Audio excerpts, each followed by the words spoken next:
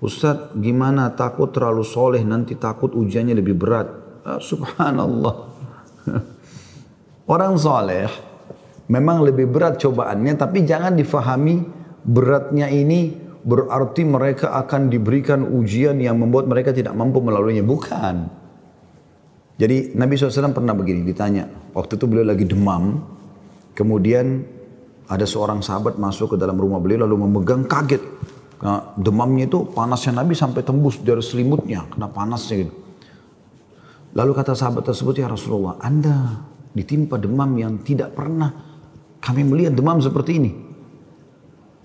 Kata Nabi SAW, benar, saya diuji 2 kali lipat dari ujian kalian. Jadi kalau orang demam biasa, dia demamnya double gitu kan, Nabi SAW sebagai Nabi tentunya.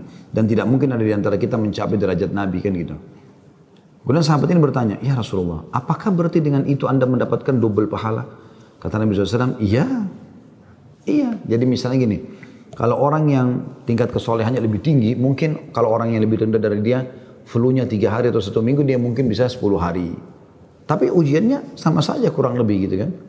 Cuma mungkin secara volume lebih besar sedikit atau lebih panjang gitu kan.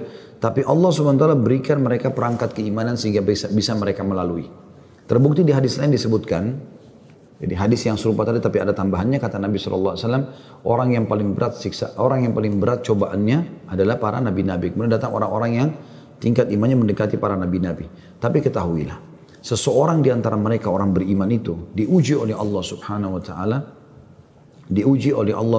taala, dengan cobaan kemiskinan sampai-sampai mereka tidak mendapatkan sobekan kain untuk menambal bajunya yang robek. Tapi ketahui, mereka mencintai cobaan itu sebagaimana kalian mencintai nikmat. Jadi Allah SWT berikan mereka hati bisa menerima itu.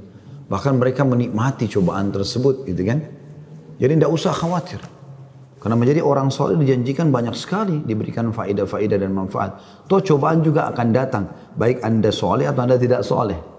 Tapi orang soleh, Allah Subhanahu wa ta'ala dengan cobaan datang kepada mereka, ingin memangkas umur mereka dalam ketaatan. Maksudnya, jadi orang kalau datang cobaan itu teman-teman pasti lebih terdorong untuk dekat dengan Allah.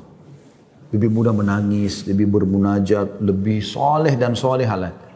Berapa banyak orang begitu, diberikan cobaan-cobaan kecil, dia belum sadar. Begitu cobaan besar baru dia sadar. Seperti ada tamparan yang keras. Pada saat itu dia dekatkan diri kepada Allah Subhanahu wa ta'ala. Nah, di situ Allah Subhanahu wa taala seperti memangkas ya, waktu-waktu dia bukan dipotong, bukan dikurangi ya, tapi maksudnya waktu yang tadinya mungkin dia bisa gunakan pada hal yang sia-sia atau maksiat itu digunakan dalam kesabaran dalam menghadapi cobaan. Itu maksud saya. Walaupun nabi-nabi itu berat cobaannya, tapi Nabi Muhammad SAW menikah, punya anak, gitu kan, tertawa, tersenyum dengan para sahabatnya, beliau gembira.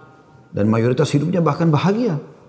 Cuma memang kalau cobaan lagi datang, kadang-kadang Allah Subhanahu wa ta'ala lebih beratkan buat beliau. Alaihissalatu wassalam, sebagian tadi hadis tentang masalah demam. Tapi itu pun Allah juga berikan perangkat untuk bisa melalui dan bahkan pahalanya pun balasannya double. Karena kata Nabi SAW, inna idhamal ajri ma'idhamil bala.